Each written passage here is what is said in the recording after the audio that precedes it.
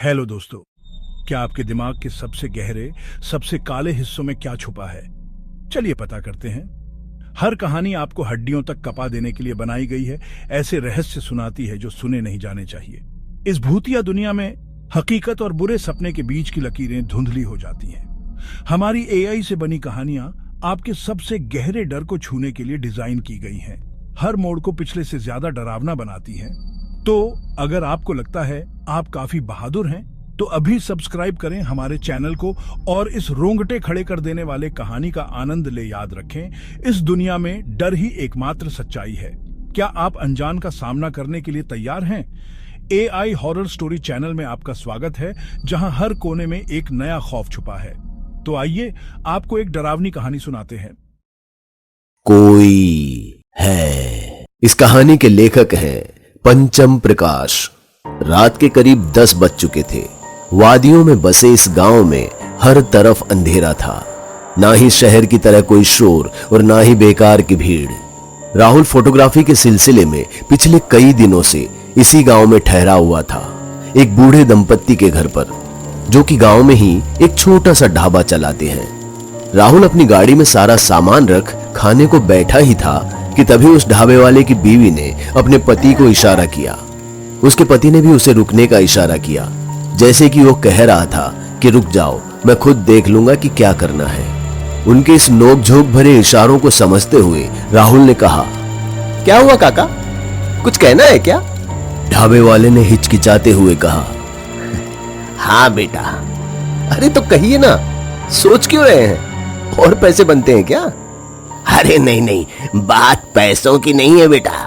ओहो, ये बारिश भी अभी शुरू होनी थी। शिट। हाँ, आप क्या कह रहे थे काका? बेटा, सालों से उस पुरानी पहाड़ी से रात को कोई नहीं गुजरता। सुबह चले जाना। अरे आप चिंता मत कीजिए, कुछ नहीं होगा। अरे ये सब तो सुनी सुनाई बातें हैं। अरे नहीं बेटा, सच है, इसीलिए कह रहा हूं, सुबह चले जाना। काका, जरूरी नहीं होता तो बिल्कुल नहीं जाता, पर अब जरूरी है काका।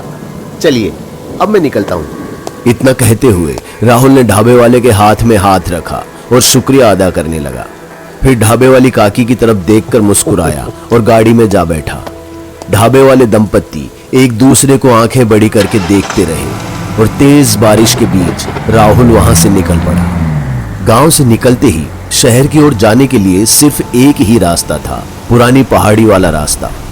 और इस पहाड़ी को पुरानी पहाड़ी इसलिए कहते हैं क्योंकि कई दशक पहले आए एक बड़े तूफान में गांव के सभी पहाड़ तबाह हो गए थे, सिर्फ इस पहाड़ को छोड़कर। और तब से इसे पुरानी पहाड़ी कहा जाने लगा, जिसकी एक तरफ खाई तो दूसरी तरफ पहाड़ी। और बारिश भी इतनी तेज हो रही थी कि हर मोड़ पर राहुल को संभाल कर ब्रेक लगाने पड़ रहे थे ताकि गाड़ी फिसले नहीं। खराब और वीरान रास्ते को देखकर एक पल को राहुल भी सोचने लगा कि सुबह ही निकलता तो अच्छा रहता। तभी अचानक से तेज बिजली कड़की और ऊपर पहाड़ी से एक बड़ा पत्थर उसके सामने आ गिरा। फिर देखते ही देखते न जाने कितने ही पत्थर ऊपर से गिरने लगे। हालात ऐसे हो गए कि राहुल के सामने सब धुंधला हो गया और उसने अपनी गाड़ी का कंट्रोल खो दिया, जो घिसटते हुए कहीं दूर जा निकली और फिर किसी बड़ी चीज से टकरा गई। और फिर एक जोर का धमाका हुआ और राहुल का सिर स्टीयरिंग से टकरा गया। और जब उसकी आंख खुली तो वो किसी खुले मैदान में एक पेड़ से टकराया हुआ था। लेकिन राहुल ये सोचकर परेशान था कि वो तो पहाड़ी के रास्ते से जा रहा था, फिर यहाँ कैसे आ पहुंचा। और काफी सोचने के बाद वो इस नतीजे पर पहुंचा कि भगवान का शुक्र है कि वो जिंदा तो है। एक गहरी सांस लेने के बाद राहुल ने दोबारा गाड़ी स्टार्ट की और थोड़ा आगे बढ़ा ही था कि चमकती हुई बिजली ने उसका ध्यान कहीं दूर खींचा, एक पुराने हिल हाउस की ओर, जिसे देखते ही राहुल खुद से कहने लगा, बेटा राहुल, अरे जिंदगी रही तो काम तो होता रहेगा। इस बरसाती रात में ठहर जाना ही बेहतर था यार। खुद से इतना कहते हुए राहुल गाड़ी से उतरा और बिना कहीं और देखे उस हिल हाउस की ओर दौड़ गया। वहां पहुंचा तो पाया ऊपर एक कमरे में धीमी रोशनी आ रही है। बाकी पूरी हवेली ऐसे शांत है जैसे सदियों से वहां कोई रहता ही ना हो। राहुल पहले तो घबराया, लेकिन फिर दरवाजे पर उसने दस्तक दी। कोई है? मुसाफिर हूं, रात गुजारने के लिए मदद चाहिए। कोई है क्या यहाँ?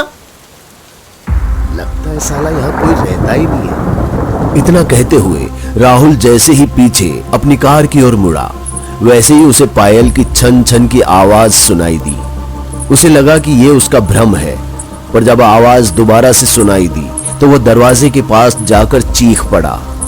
कौन? अंदर कोई है क्या? बिल्कुल हूँ जनाब, रुकिए, बस अभी आई। अंदर से आने वाली उस लड़की की आवाज ने राहुल को ऐसे सम्मोहित किया कि वो दरवाजे पर कान लगाकर उसके पायल की छन छन की आवाज सुनने लगा। तभी उसे दरवाजे की एक सुराख से रोशनी आते हुए मालूम पड़ी। झांक कर देखा तो सामने सीढ़ी से एक औरत हाथ में मोमबत्ती लिए अपनी मदमस्त चाल में दरवाजे की ओर बढ़ी चली आ रही थी। उसकी खूबसूरती ऐसी थी कि राहुल की भीगी पलकों से पानी टपक रहा था, पर उसके हुस्न को देखने के बाद उसने पलकें झपकाना बंद कर दिया। राहुल को तो ऐसे लग रहा था जैसे गोरे बदन पर लाल गाउन लपेटकर कोई हूर की परी उसकी किस्मत का दरवाजा खोलने आ रही है। उसके दरवाजा खोलने के बाद भी राहुल उसे ऐसे ही ताड़े जा रहा था जैसे वो सीढ़ियों पर ही हो, पर असल में उसकी नजरों के सामने उस औरत के शरीर का निचला हिस्सा था।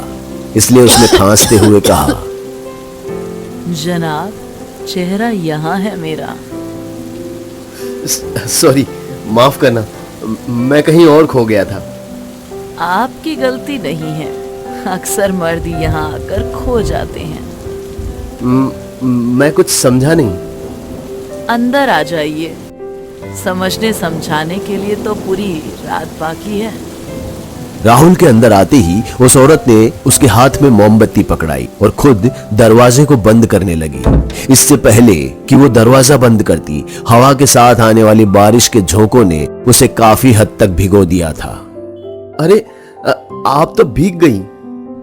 हाँ, पर आपसे ज्यादा नहीं।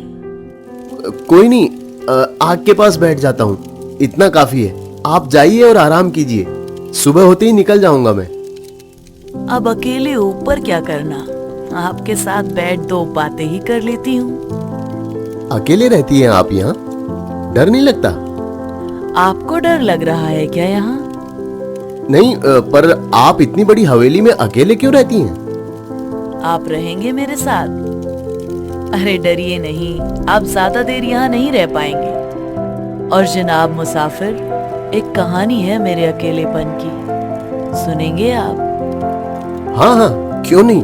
तो सुनिए जनाब, ये कहानी है मुनमुन की। 13 साल की मुनमुन, जिसके बाप ने शादी के नाम पर एक अमीर आदमी को उसे बेच दिया। उस आदमी के हाथ, जिसकी हैवानियत से पहले ही उसकी 5 बीवियां मर चुकी थी। राहुल के और करीब जाते हुए उसने मुनमुन की कहानी को आगे बढ़ाया कि वो आदमी कैसे मुनमुन को ब्याह कर अपने साथ वादियों में बसी हवेली में ले आया।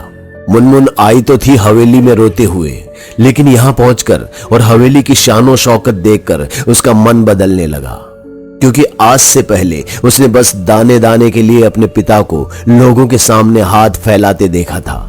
पर यहां हवेली में बस उसके एक इशारे पर कुछ भी हो सकता था, क्योंकि जिस इंसान के बारे में उसने बस बुरा बुरा सुना था, उसने उसको हवेली में रानी बनाकर रखा था। कई महीने बीत गए, पर उसने उसके साथ कोई बदसलूकी नहीं की, ना ही कभी उसकी मर्जी के बगैर उसे छूता, और कभी छूता भी तो ऐसे जैसे कोई बाप अपनी बेटी को। मुझे तो लगा कि तुम्हारी ये कहानी का किरदार बड़ा ठरकी और हैवान होगा, जो मुनमुन को खून के आंसू रुला देगा, पर ये तो एक नेक इंसान निकला। और अगर इसे मुनमुन को बेटी की तरह ही छूना था तो उसने शादी ही क्यों की? यही बात तो मुनमुन को समझ नहीं आ रही थी। उसे लगा कि बुढ़े ने सिर्फ दुनिया को दिखाने के लिए शादी की है। खैर, उसकी मौज थी, बिना दर्द झेले दुनिया भर की हसरतें पूरी हो रही थी। फिर एक दिन मुनमुन की मुलाकात बागीचे में खेलते हुए विनय से हुई। विनय उस हवेली के माली का बेटा था। और मुनमुन उसके साथ भाग गई? अरे सुनो तो बाबा, इतना जल्दी थोड़ी होता है ये सब।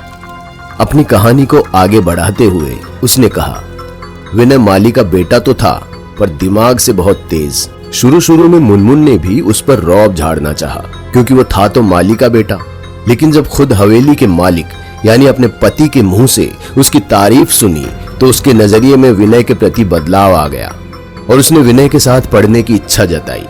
उसका पति भी मान गया और विनय को ये जिम्मेदारी दी गई कि वो आज से अपने साथ मुनमुन को भी पढ़ाएगा।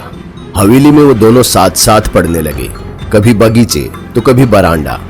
उनका पढ़ना पढ़ाना कब दोस्ती में बदल गया उन्हें कुछ पता ही नहीं चला। उम्र बढ़ती गई और उनकी ये दोस्ती प्यार में बदलने लगी। जब वो साथ बैठते तो ऐसा लगता कि पूरी कायनात उनके साथ में है, लेकिन जब दूर जाते तो जैसे सब कुछ खत्म। हर शाम के बाद उन्हें उस सुबह का इंतजार होता था ताकि वो फिर से मिल सकें। दोनों के ही मन में एक दूसरे के लिए बहुत प्यार था, पर जुबान पर नहीं आने देते थे।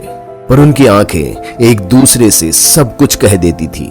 लेकिन एक दिन जब हवेली का मालिक घर से बाहर निकला तो मुनमुन विनय को हवेली के अंदर ले आई। दोनों एक दूसरे की आंखों में डूब गए और एक दूसरे में ऐसे मदहोश हो गए जैसे सदियों से बिछड़े आज मिले हैं। दोनों एक दूसरे में मिल मोमबत्ती की तरह पिघलने लगे और तभी दरवाजे पर हवेली का मालिक लौट आया। मुनमुन और विनय को यो सांप के जोड़े की तरह लिपटा देख वो चीख पड़ा। उसकी चीख सुन माली और गाड़ी का ड्राइवर भी हवेली के अंदर आ पहुंचा। विनय और मुनमुन को ऐसे देख माली समझ गया कि आज उसके बेटे की शामत आने वाली है। इसलिए वो तुरंत ही जा मालिक के कदमों में गिर गया और अपने बेटे की जान की भीख मांगने लगा। मालिक कुछ नहीं बोला, बस आंखें फाड़ सिर्फ मुनमुन को देखे जा रहा था। लेकिन विनय अपने पिता से कहने लगा कि उसने कुछ गलत नहीं किया और आपको माफी मांगने की कोई जरूरत नहीं। तो गुस्से से तमतमाए हवेली के मालिक ने अपनी कमर से पिस्तौल निकाल विनय के सामने ही उसके माली बाप के भेजे को गोली से उड़ा दिया। पर उसने माली को क्यों मारा? और विनय और मुनमुन, उनका क्या हुआ? दोस्तों, अगर आपको हमारी कहानी अच्छी लगी हो तो लाइक, कमेंट और शेयर जरूर करें। साथ ही रेगुलर अपडेट के लिए चैनल को सब्सक्राइब करें। और अगर आपके पास भी कोई डर से भरी दमदार कहानी है तो भेजिए हमारे मेल एड्रेस पर अभी।